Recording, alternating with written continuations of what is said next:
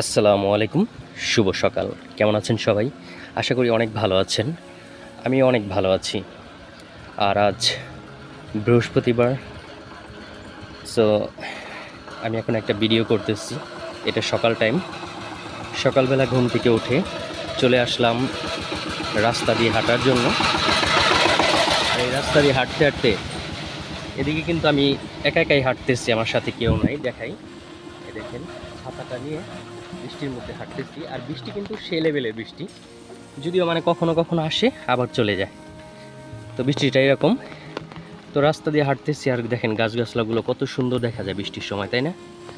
তো আমার কাছে কিন্তু অনেক ভালো লাগতেছে প্রকৃতির এই সৌন্দর্যটা। আপনাদের কাছে কেমন লাগে অবশ্যই কমেন্ট করে জানাতে পারেন। তো এই দেখেন, ওয়াও। আর আমাদের গ্রামের রাস্তাটা তো একদমই ওয়াও, জাস্ট ওয়াও, हे भगवान तेरी लीला अपरंपार है। না বললেই না। তো দেখেন আমাদের গ্রামে কিন্তু সব কিছু, এই যে বাঁশ গাছ, কাঁঠাল গাছ, আম গাছ, জাম গাছ, এদিকে জঙ্গল, এদিকে মানে বিভিন্ন ধরনের গাছে ভরপুর এই প্রকৃতিটা। এখানে বিভিন্ন ধরনের ঔষধি গাছও আছে, যেগুলো আমি চিনি এবং কি আপনারাও চিনেন। তো যাই হোক, গাছের ভিডিওটা আমরা অন্য এক সময় করব। আর এখন আমি হাঁটতেছি আর ভাবতেছি যে কি করা যায়। আর অবশ্যই আপনারা কমেন্ট করে জানাতে পারেন কিন্তু, যে আপনি আপনাদেরকে কী ধরনের ভিডিও চান, বা আপনারা আমাদের গ্রামের আশেপাশে কী ধরনের মানে জিনিস দেখতে চান, নদী নালা খাল বিল, সেই বিষয়ে আপনারা কিন্তু কমেন্ট করতে পারেন। আর সেটা করলে কিন্তু আমি অবশ্যই পরবর্তীতে নেক্সট আমি সেই বিষয়ের উপরে আমি ভিডিও করব, বা সেখানে যাব, সেই লোকেশনে যাওয়ার পরে আমি কিন্তু ভিডিও করব, যদি আপনারা রিকোয়েস্ট করেন। कितने तेजस्वी लोग हैं हमारे पास, कितने शानदार विचार रखते हैं जी। তো আপনারা কিন্তু করেন না। আর এই দেখেন, এটা হচ্ছে আমাদের গ্রামের বটতলা বলি। তো এখানে আমরা যখন ছোট ছিলাম তখন এখানে একটা বট গাছ ছিল, সেই বট গাছটা কেটে ফেলা হয়েছে, তখন আমরা অনেক ছোট। তো এটা পুনরায় আবার আমাদের এই এলাকার এক বড় ভাই, সে এই বট গাছের জায়গায়, ঠিক ওই জায়গাটার মধ্যেই আবার অন্য একটা গাছ রোপণ করছে। লাগানোর পরে তারপর এই গাছটাও কিন্তু এখন অনেক বড় হয়ে গেছে। এটাকে বলে সম্ভবত পাহর গাছ না কি যেন, পাকন গাছ, পাহর গাছ মনে হয় আর কি, সম্ভবত আমি জানি না সঠিক নামটা। আর এটা আমাদের কোঠাবাড়ির চক। এই রাস্তা দিয়ে আগে এদিক দিয়ে নামে, মানে আমরা ওই যে চকটা পাড়ি দিয়ে ওই পাশে যে গ্রামটা, সেই গ্রাম দিয়ে আমরা অন্য মেন রাস্তা সেখানে যাইতাম, বা এদিকে মেলা বাণিজ্য হইতো, বিভিন্ন ধরনের হাট বাজার আছে, সেখানে ওই রাস্তা দিয়ে যাইতে হইতো। তো ওইটা ছিল আগে যাতায়াতের রাস্তা। তারপরে এই রাস্তাটা যখন গাড়ির শব্দ কিছু বোঝা যায় না, चुप कर बे कुत्ते। তো এই রাস্তাটা যখন আবার করলো, আপনার নির্মাণ করলো, এই রাস্তাটার কাজ ধরলো, বা রাস্তার মাটি খনন করে সেরে রাস্তাটা বড় করছে, উঁচা করছে, করার পরে তখন এই রাস্তাটা পাকা ছিল না, এমনকি রাস্তাও ছিল না ওইভাবে। তারপরে এই রাস্তাটা করা হয়েছে, এই রাস্তা দিয়ে এখন মেন রোড। তো এটা দিয়ে এখন গাড়ি চলাচল করে।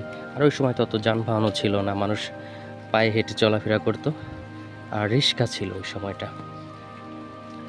তো আমাদের দেশে কিন্তু দেখেন, আরেকটা বিষয় বলি, যে আমাদের গ্রামের যে বাড়িগুলো, সেখান থেকে রাস্তা থেকে কিন্তু কিছু কিছু বাড়ি আছে অনেক নিচু। তো তাদের উঠানামার সমস্যার কারণে কিন্তু যেভাবে দেখেন রাস্তার মেরামত করছে, সিঁড়ির মতো করে বানাই দিয়েছে যাতে চলতে ফিরতে ভালো হয়। তো আমাদের এই গ্রামটা খুবই সুন্দর। এখানে কিন্তু কলা গাছ, এটা কি কলা জানেন আপনারা? এটা আমরা বলি বিচা কলা। আপনাদেরকে একটু জুম করে দেখাই, এই যে এটাকে বলি আমরা বিচা কলা। এটা কিন্তু আমাদের গ্রামে এক সময় অনেক ছিল, এখন অতটা নাই। এই গাছগুলো মানুষ কেটে ফেলছে, কারণ এই কলাটার চাহিদা এখন কম, মানুষ ওইভাবে খায় না, সেই কারণে। দেখেন, আপনাদেরকে আরেকটা জিনিস দেখাই, গ্রামগঞ্জে মানুষ যেভাবে গরু পালন করে, এই যে গাছের নিচে রোডের পাশে এইভাবে গরুটা বেঁধে রেখে দিছে। বৃষ্টি আসছে কিন্তু তারপর কিন্তু ঘরে নেয় নাই, এভাবে ভিজতেছে। তো এটা হচ্ছে গ্রামের প্রকৃতি সৌন্দর্য। দিকে মুরগিটাও হাঁটতেছে।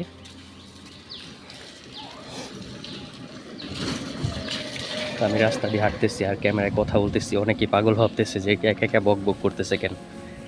আরেকটা জিনিস আপনাদের সাথে শেয়ার করি, সেটা হচ্ছে খেজুর গাছ।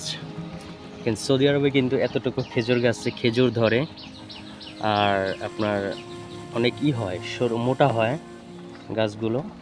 কিন্তু সৌদি আরবের গাছগুলোর জাতটাই আলাদা, তাই না? এদেশে খেজুর গাছে কীরকম কাটা, আর ওই দেশের গাছে যারা সৌদি আরব থাকেন অবশ্যই দেখে থাকছেন যে ওই গাছের ইগুলো কেমন, আর বাংলাদেশের গাছগুলো দেখেন। এই গাছটা কিন্তু খেজুর এখন আসবো না, আরও বড় হইতে হবো তারপরে। আর আরব দেশে কিন্তু ছোট ছোট খেজুর চলে আসে।